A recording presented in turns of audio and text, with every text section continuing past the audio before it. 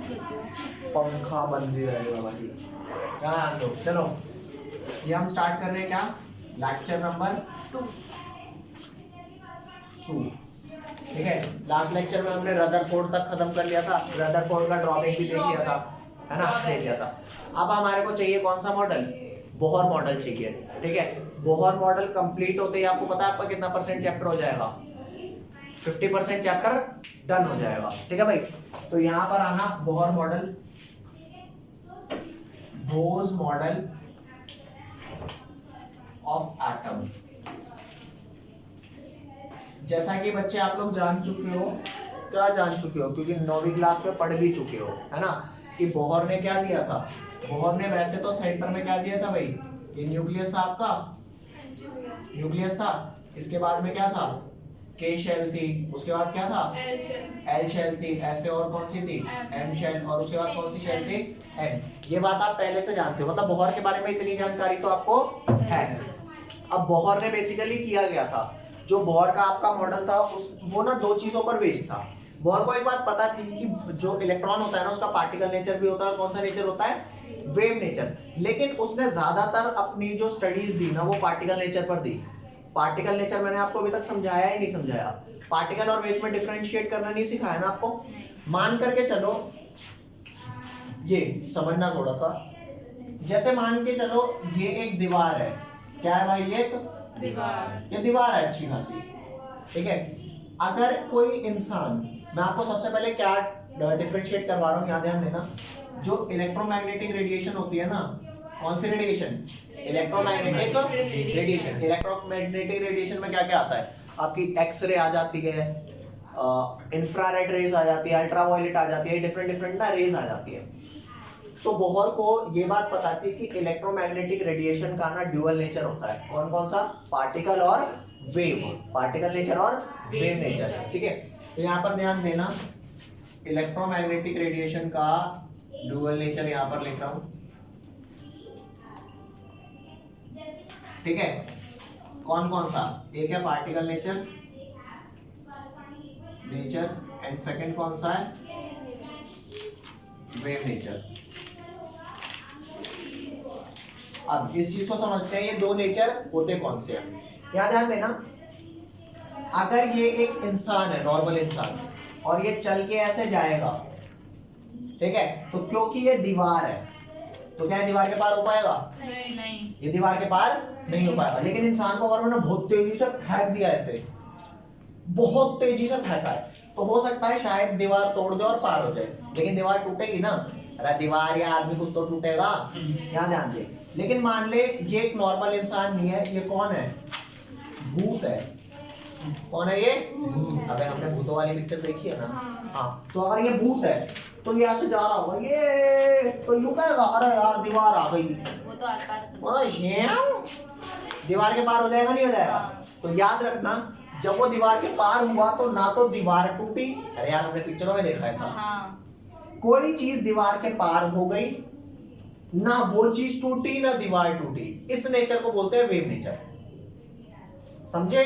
और कोई चीज पार नहीं हो पा रही, एक हार्ड सब्सटेंस के पार नहीं हो पा रही, वो कौन सा नेचर है, पार्टिकल नेचर। तो याद रखना, इलेक्ट्रोमैग्नेटिक रेडिएशन में हमारी लाइट भी आती है, जो लाइट रेज होती है, ये व्हाइट ट्यूबलाइट जला रखी है, ये हमारी इलेक्ट्रोमैग्नेटिक क्या है, रेडिएशन है। अब तुम बताना, ये लाइट का कौन सा नेचर है, पार्टिकल या वेव। तुम्हारे को 2 कंडीशन समझाता हूँ। मान लो एक ग्लास वॉल रखी है, मान लो ये ग्लास वॉल है, अरे ग्लास है यार, ग्लास का पार्टीशन होता है, लाइट पार हो जाती है, नहीं पार होती ग्लास से, हो जाती है। तो कौन सा नेचर, पार्टिकल या वेव, वेव। ये बात समझ में आ रही है। हाँ। और क्या दीवार से लाइट पार हो जाती है, नहीं, दीवार से पार नहीं होती, कौन सा नेचर, पार्टिकल। तो समझना, लाइट का डुअल कैरेक्टर है, लाइट एक इलेक्ट्रोमैग्नेटिक रेडिएशन है, और सिर्फ लाइट ही इलेक्ट्रोमैग्नेटिक रेडिएशन नहीं होती, और भी होती है, infrared rays, X rays, ultraviolet, ये तो नाम तुमने सुने हैं, रेडियो वेव, ये सब सुना है ना, ये कुछ नाम तो आपने भाई सुने हुए हैं, समझ गए बात।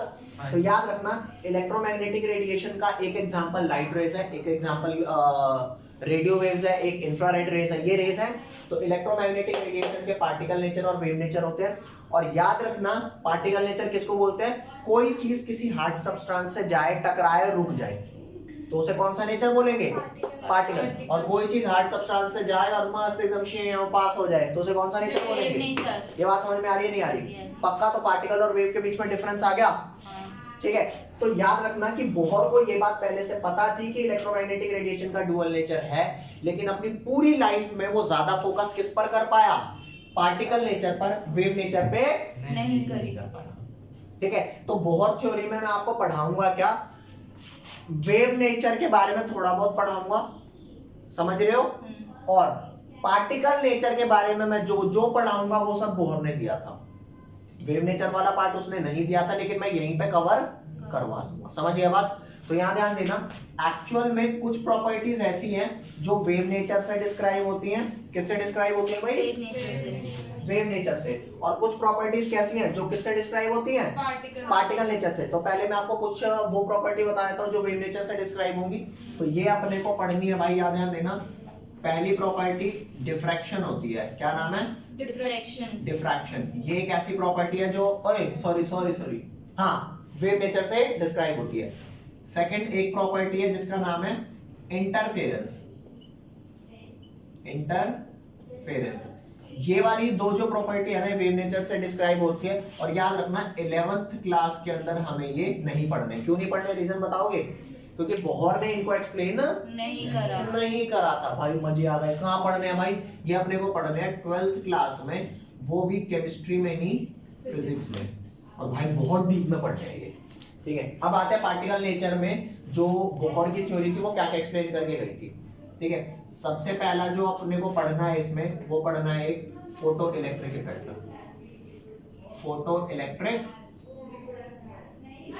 इफेक्ट।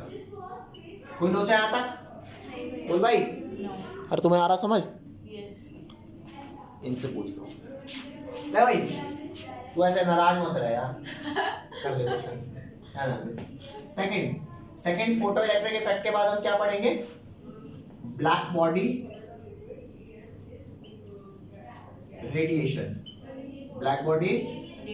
रेडिएशन। इसके बाद थर्ड हम क्या पढ़ेंगे, हम पढ़ेंगे वेरिएशन ऑफ हीट कैपेसिटी। अबे हीट कैपेसिटी क्या होती है, जैसे एक बंदा होता है ना, उसे तुम हल्का फुल्का चिढ़ाओ वो कुछ नहीं कहता, या मजाक करो कुछ नहीं कहता। कई लोग हल्का सा मजाक करा चिढ़ गए, तो उनकी मजाक सहने की कैपेसिटी अच्छी नहीं है। तो यहाँ पर भी होता है कि हीट कैपेसिटी होती है, कोई चीज कितना हीट एब्जॉर्ब कर सकती है। कागज की होती है अच्छी, कागज की हीट कैपेसिटी नहीं, हल्का सा करो लग गई आग। सोडियम बस हवा में निकालो, ओह जलना चालू, भाई क्यों जल रहा है, तो समझ रहे हो बात। तो एक थर्ड चीज होती है जिसका नाम है variation of heat capacity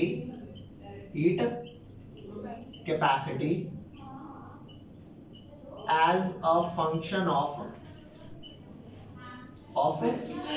temperature. Fourth अपने को क्या पढ़ना है, हाइड्रोजन एटम स्पेक्ट्रम। याद रखना 11th क्लास के अंदर ये पढ़ना है, ये नहीं पढ़ना। मतलब चेक करके देख ले भैया, कोर्स कम हो गया यहाँ पर। कैसे कम हुआ, ना तो ये पढ़ना और ना तो ये पढ़ना, ठीक है। अब मैं आपको फोटो इलेक्ट्रिक इफेक्ट पढ़ाऊंगा, ब्लैक बॉडी पढ़ाऊंगा, हाइड्रोजन एटम स्पेक्ट्रम पढ़ाऊंगा, और इनको पढ़ाने से पहले थोड़ा सा वेव नेचर के बारे में पढ़ा दूंगा, समझ गए। तो अभी मैं आपका स्टार्ट करने जा रहा हूं वेव नेचर, ठीक है भाई। और याद रखना इलेक्ट्रोमैग्नेटिक रेडिएशन में कौन कौन सी रेज आपकी आ जाती हैं, लाइट रेज आ जाती है, एक्सरे आ जाती है, अल्ट्रावायलेट आ जाती है, इंफ्रारेड आ जाती है, और भी होती है गामा रेज, कॉस्मिक रेज, और भी बतेरी होती है। माइक्रोवेव अवन होता है ना, वो माइक्रोवेव पे चलता है, समझ गए बात। तो ये ले ले, और लेफ्ट वाला पार्ट में मिटाऊंगा भाई, ये लिख लिया।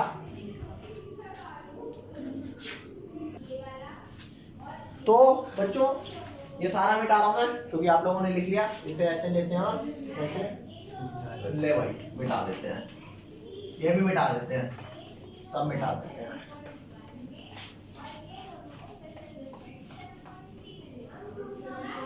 ले भाई अब इस चीज को समझना आप लोग।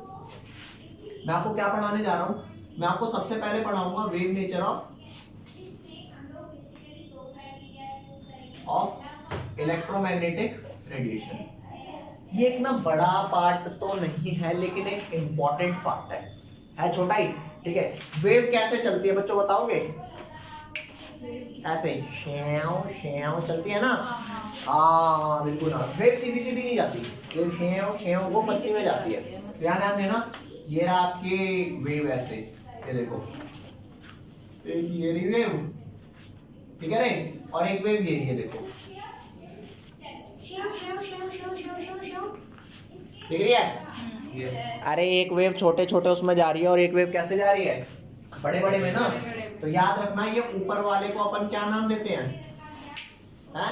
बता, क्रेस्ट। क्या नाम देते हैं? क्रेस्ट। इसका नाम होता है क्रेस्ट। क्रेटा नहीं होता भाई, क्रेस्ट होता है। हाँ, और ये नीचे वाले का क्या नाम देते हैं? ट्रफ कह ले, ट्रो कह ले, जो तेरा मन करे वो कह ले भाई, ठीक है। तो यहाँ पे क्रेस्ट छोटी छोटी है और ट्रो भी छोटा छोटा है, और यहाँ पर क्या है? बड़ा है मामला।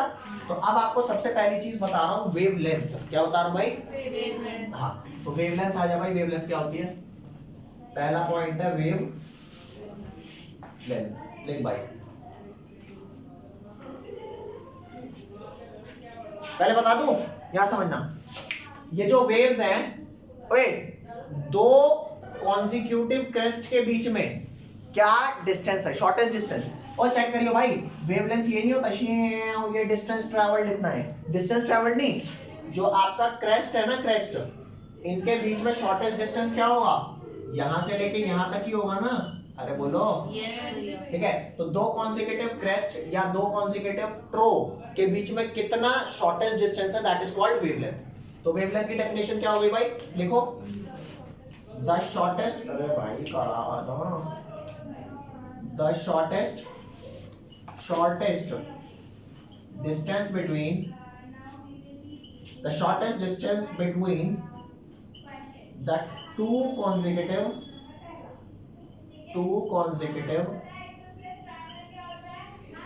crest or trough, two consecutive crest or trough is called wavelength, ठीक है। और क्योंकि ये लेंथ है ना, अरे डिस्टेंस है ना, तो इसकी यूनिट क्या क्या हो सकती है? इसकी यूनिट या तो सेंटीमीटर हो जाएगी, या मीटर हो जाएगी, किलोमीटर हो जाएगी। अरे बोल भाई, यही सब हो सकती है क्योंकि ये लेंथ की यूनिट है। अब यहाँ तक कोई लोचा हो तो बताओ, ठीक है। अब तुमसे क्वेश्चन पूछता हूँ, आप मेरे को आंसर बताना। ये सिंबल, इसका सिंबल क्या है? सिंबल किसका? वेवलेंथ का। ये ऐसा ऐसा, इसको पता है क्या बोलते हैं? इसको बोलते हैं LAMDA, लैम्डा। क्या बोलते हैं? Lambda lambda lambda. क्या देखो भाई, सच में बोलते हैं? नहीं मजाक चल रहा है। लैम्डा, ठीक है। तो इसका नाम हो गया। अब आप याद रखना, जो खुद सोच करके देख, लैम्डा तुम्हारा एक वेव है जिसका है 0.5 मीटर, और एक तुम्हारा है जिसमें कॉन्जिक्यूटिव, इसके बीच में कितना डिस्टेंस है? 0.1। इसका जो लैम्डा है ये है 0.1 मीटर। तो अगर मैं आपसे पूछूं कि 1 मीटर डिस्टेंस में कौन ज्यादा वेव्स आ जाएंगी, ये 0.5 मीटर वाली या 0.1 मीटर वाली? 0.5 वाली। ज्यादा वेव्स कौन सी आएंगी 1 मीटर में? क्यों 0.1 वाली आएंगी? क्योंकि ये कम डिस्टेंस में पूरी हो जा रही है ना। फिर ऐसे करके 1 मीटर में ज्यादा आ जाएंगी, और ये वाली कम। ये कितनी आएगी चेक करना, 0.5 मीटर में एक आ रही है, तो 1 मीटर में कितनी आ जाएगी? 2। जबकि ये कितनी आ रही है? 0.1 मीटर में एक आ रही है, तो 1 मीटर में कितनी आ जाएगी? 0.1 0.1 0.1, ऐसी 10 आ जाएंगी ना। अरे बोलो भाई, तो आपने कैसे निकाला? चेक करना, 1/0.5 किया तो ये सॉल्व करके क्या आया? 5 2 10 2 आ गया। और यहाँ पे आपने 0.1 को रेसिप्रोकल किया तो क्या आया? 10 आ गया ना। तो चेक करना, एक पर्टिकुलर लेंथ के अंदर कितनी कंप्लीट वेव्स आ रही है, इसको बोलते हैं वेव नंबर। अबे वेव नंबर क्या होता है? एक पर्टिकुलर लेंथ में कितनी कंप्लीट वेव्स हैं, और वो कैसे निकलेगा? जो आपकी वेवलेंथ है ना उसका रेसिप्रोकल कर दो। नहीं आई बात समझ? आ गई। तो मैं आपको अगला टॉपिक क्या लिखवा रहा हूँ, सेकंड वेव नंबर। क्या लिखवा रहा हूँ भाई? Wave number. लिखो wave number, the number of complete waves per unit length. अबे जरूरी थोड़े है यार कि 1 मीटर में ही बताओ कितनी है, 1 सेंटीमीटर में बता दे कितनी है। भाई अब मान ले 1 सेंटीमीटर में जितनी होगी 1 मीटर में उसी हिसाब से बढ़ जाएंगी ना। तो चाहे आप 1 सेंटीमीटर में बता दो, 1 मीटर में बता दो या 1 किलोमीटर में बता, अरे यार किसी में बता दो भाई। नहीं आई बात समझ? आ गई। चल तो यहाँ ध्यान देना, वेव नंबर आपका क्या होता है? The total number of waves, the total number of waves per unit length is called wave number, is called wave number. Is that clear? बोलो। अच्छा सिंबल क्या है इसका? इसका सिंबल बड़ा मजेदार है भाई साहब। ले सिंबल किसका? वेव नंबर का। ऐसे बनाओगे जैसे ये V लिखा है ना, इस V को और मैं लात मार दूं ऐसे बीच में से, तो कहेगा कहेगा नहीं कहेगा, तो ये ऐसा हो जाएगा श्यों ऐसा। अरे टेढ़ा ही तो हो जाएगा। हाँ। जैसे गाड़ी में डेंट मार दिया हो किसी ने। ये इसको हम ना न्यू बोलते हैं, न्यू। और इसके ऊपर एक ऐसा सिमिलैरिटी का साइन लगाते थे 10वीं में। अरे भौंक दे, बार होता है इसका मतलब। तो न्यू बार क्या बोलेंगे इसे? Nu bar. Nu nu nu nu mu, म्याऊ वाला म्यू नहीं, न्यू। न्यू नया नया, हाँ। न्यू बार इसे बोलेंगे न्यू बार। लिख दिया रे? अरे भौंको। हाँ, और वेव नंबर का फार्मूला क्या हो गया? वेव नंबर का फार्मूला हो गया wave number is equal to 1 upon में वेवलेंथ। Is that clear? अरे बोलो ए। और वेवलेंथ की यूनिट मीटर हुआ करती थी। अरे बोलो। हाँ। तो न्यू बार की क्या हो गई? Metre inverse. या तो मीटर इनवर्स हो गई, या फिर अगर वेवलेंथ सेंटीमीटर होगा तो सेंटीमीटर इनवर्स। समझ मतलब लेंथ इनवर्स। यार तुम डायमेंशन एनालिसिस पढ़ चुके हो, MLT -2 MLT -3 ये सब पढ़ चुके हो ना। हाँ तो ये सब कोई लोचा है आप तक? तो आपको मैंने दो चीज बता दिया, वेव बता दिया और वेव नंबर। वेव नंबर क्या होगा? पर यूनिट लेंथ में कितनी कंप्लीट ये वेव आ रही है। ऑब्वियस सी बात है, जो छोटी वेव होगी जिसकी वेवलेंथ छोटी होगी वो ज्यादा आ जाएगी। Very nice. कोई लोचा? थर्ड आ जा, चले आगे। थर्ड लिख। थर्ड क्या है? वेव नंबर आपका हो गया ना। अगला आ जाए टाइम पीरियड। Time period. बच्चों एक बात बताओ, अभी तक मैंने आपको लेंथ से रिलेट कराया, टाइम से तो नहीं कराया ना। मेरी बात सुन, मैंने किससे रिलेट कराया? लेंथ से। वेवलेंथ, एक वेव की कितनी लेंथ है। वेव नंबर, एक पर्टिकुलर लेंथ में कितनी वेव्स आ रही है। समझ गए? अभी तक मैंने आपसे टाइम से रिलेट नहीं कराया। तो यहाँ पर ध्यान देना, टाइम पीरियड होता है कि एक वेव को कंप्लीट करने में कितना टाइम लग रहा है। यही बात समझ? तो बोलो आई। तो यहाँ ध्यान देना, द टाइम रिक्वायर्ड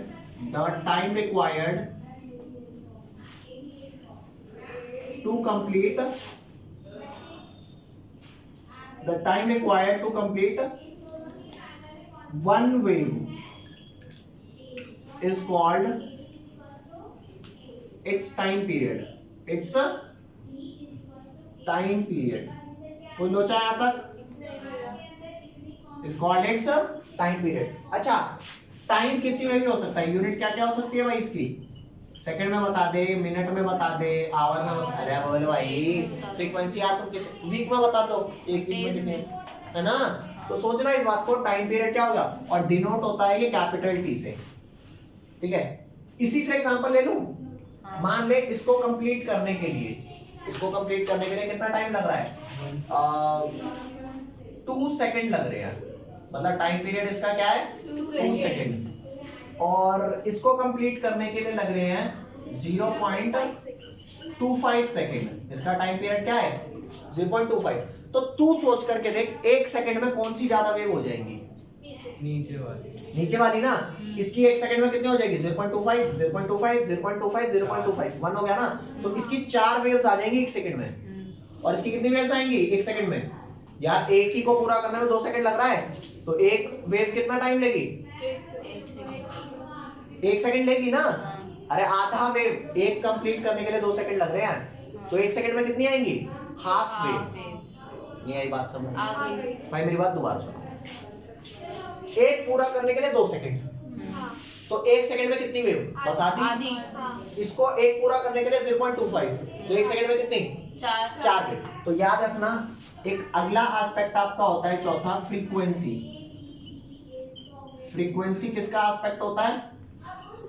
कि पर यूनिट टाइम में कितनी वेव्स आ रही है। ये बात समझ? एक पर्टिकुलर टाइम में कितनी, यार ये जो वेव नंबर था ये किस में था एस्पेक्ट, कि पर यूनिट लेंथ में कितनी वेव आ रही है। जबकि ये कौन सा एस्पेक्ट है? पर यूनिट टाइम में कितनी वेव आ रही है। नहीं आई बात समझ? अरे बोलो। Very nice. जैसे तुम्हें पता है ना, लाइफ के 2 एस्पेक्ट होते हैं, एक होता है इज्जत, एक पैसा। कौन सा चाहिए? दोनों। दोनों चाहिए, दोनों चाहिए। समझ रहे हो बात को? तो वेव के 2 अलग अलग एस्पेक्ट है, एक है लेंथ वाला और एक है टाइम वाला। एक वेव की जितनी लेंथ होगी, जितनी बड़ी लेंथ होगी, पर यूनिट लेंथ में उतनी ही कम वेव्स आएंगी। तो वेव नंबर आ गया। फिर बोलो, वेवलेंथ बड़ी, वेवलेंथ छोटी। जिसकी वेवलेंथ बड़ी उसका वेव नंबर कम। और कैसे निकाला? 1 वेवलेंथ करके। ठीक है, ये वाला एस्पेक्ट कौन सा है? टाइम। किसी का अगर ज्यादा है, किसी को अगर टाइम ज्यादा लग रहा है वेव पूरी करने में, तो वो कम वेव्स आएंगी पर यूनिट टाइम में, ज्यादा आएंगी। तुम्हारा कोर्स 1 सेकंड में कितनी बार खत्म होगा? एक बार नहीं, आधी। एक बार भी नहीं। आधी। टॉपिक लिखा जाएगा। एक बार 1 सेकंड में आधा कोर्स खत्म। 11वीं का। बिल्कुल भी नहीं होगा। वाह। बिल्कुल भी नहीं होगा। बिल्कुल भी नहीं। हमारा जो कोर्स खत्म करने की जो फ्रीक्वेंसी है ना, वो साल में 1 बार है। तो 1 सेकंड में तो घंटा कुछ नहीं खत्म होगा। यही डिसाइड करने में लग जाता है चैप्टर 2 पढ़ाऊं या 4। नहीं आई बात समझ? आ गई। तो ये आपका क्या हुआ? टाइम पीरियड हो गया कि कितना टाइम लग रहा है एक वेव को कंप्लीट करने में, और उसका रेसिप्रोकल ले लूंगा तो फ्रीक्वेंसी आ जाएगी। The number of waves, the number of waves, ठीक है, in a unit time is called frequency. Frequency कोई लोचा यहां तक? और याद रखना, फ्रीक्वेंसी का सिंबल ये होता है न्यू। अबे यार ये न्यू बार था ना वेव नंबर, ये सिर्फ न्यू है, और न्यू बराबर है 1 में टाइम पीरियड। तो चेक कर, टाइम पीरियड मेरा सेकंड में था, तो 1 सेकंड क्या हो गया? 1 सेकंड को मैं लिख सकता हूँ सेकंड इनवर्स। और सेकंड इनवर्स को मैं एक नाम देता हूँ, क्या?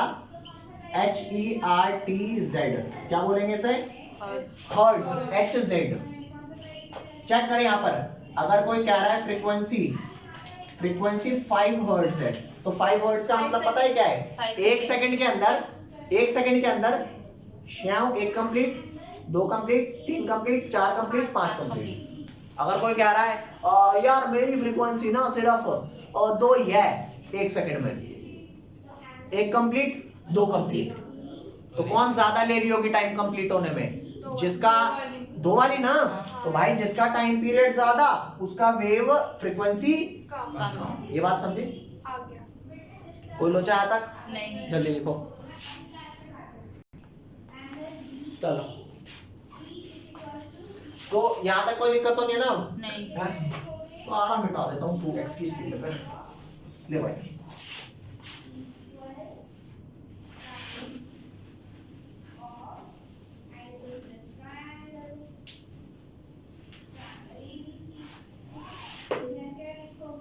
ले भाई, यहाँ ध्यान देना।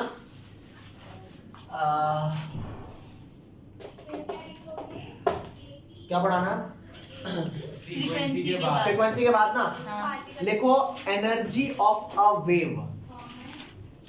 लिखो energy of a wave is, energy of wave क्या होती है? डायरेक्टली प्रोपोर्शनल होती है फ्रीक्वेंसी के। तुम्हें पता है फ्रीक्वेंसी जितनी ज्यादा होगी वेव की एनर्जी उतनी ही कम। ज्यादा और गदौ ज्यादा होगी। डायरेक्टली प्रोपोर्शनल का क्या मतलब होता है? हाँ। समझ रहे हो? हाँ? पार्टी जितनी ज्यादा होगी उतना कम खर्चा होगा, ज्यादा होगा? ज्यादा खर्चा होगा। ज्यादा होगा। हाँ? ज्यादा खर्चा होगा। सिंपल सी बात है। तो एनर्जी फ्रीक्वेंसी के डायरेक्टली है, तो एनर्जी आपका डायरेक्टली प्रोपोर्शनल होगा फ्रीक्वेंसी के। डायरेक्टली प्रोपोर्शनल साइन हटाऊंगा तो एक कांस्टेंट आएगा, इस कांस्टेंट का नाम है कांस्टेंट। Planck, Planck's constant. कौन है भाई ये? हाँ, प्लैंक, ठीक है, प्लैंक्स कांस्टेंट नाम है। इसकी h की वैल्यू क्या है? h की वैल्यू है 6.626 इंटू 10 की पावर -34। कुछ गधे इसको +34 कर देता है भाई, याद रखना ये दुनिया का स्मॉलेस्ट कांस्टेंट है। 6.626 इंटू 10 की पावर -34। हाँ, जूल इंटू सेकेंड, ठीक है। और ये भी लिखो h क्या है? Smallest constant in world. इससे ज्यादा छोटा कांस्टेंट नहीं है। मिले तो बताना, ठीक है भाई। और बोको, हाँ जी। और मैंने आपको ये बताया फ्रीक्वेंसी की यूनिट क्या होती है? क्यों? या तो अबे वो उसका सिंबल होता है, यूनिट होती है सेकंड इनवर्स, और सेकंड इनवर्स को ही मैं और कैसे लिख देता हूँ? एग्जैक्ट। HZ का क्या मतलब है? हर्ट्ज। Second inverse. तो याद रखना h की यूनिट आपकी किस में हो गई? h की यूनिट आपकी हो गई जूल इंटू सेकंड में, और फ्रीक्वेंसी की यूनिट क्या हो गई? सेकंड इनवर्स में। तो चेक कर, सेकंड इनवर्स से सेकंड कट गया तो एनर्जी की यूनिट जूल्स में आ गई ना। हाँ। तो मतलब फॉर्मूला डायमेंशनली तो ठीक है। अरे डायमेंशनली ठीक होने का क्या मतलब है? डायमेंशन तो सही आनी चाहिए ना। Yes. अब मैं फ्रीक्वेंसी का एक फॉर्मूला बता रहा हूँ। फ्रीक्वेंसी का फॉर्मूला क्या होता है? C अपॉन में, फ्रीक्वेंसी का क्या फॉर्मूला है? C अपॉन में सी के रूट करते हो। लैम्डा। C क्या होता है मैं बताता हूँ। C आपका होता है speed of light in vacuum. Speed of light in क्या है? वैक्यूम। भाई मेरी बात दोबारा सुन, स्पीड ऑफ लाइट इन क्या है? वैक्यूम। और वैक्यूम में ये स्पीड ऑफ लाइट ही नहीं है सिर्फ, तुम्हारी कोई सी भी इलेक्ट्रोमैग्नेटिक रेडिएशन हो, कौन सी, चाहे वो एक्सरे हो, गामा रे हो, रेडियो वेव हो, अल्ट्रावायलेट हो, सबकी स्पीड वैक्यूम में कितनी होगी? बाकियों में कम ज्यादा हो सकती है कि गैस में, सॉलिड में, लिक्विड में, लेकिन यहां तो सेम होगी वैक्यूम में। और वो कितनी होती है? सी होती है भाई 3 इंटू 10 की पावर 8 मीटर पर सेकेंड। कोई लोचा? नहीं। बोल भाई। नहीं भैया। 3 इंटू 10 की पावर 8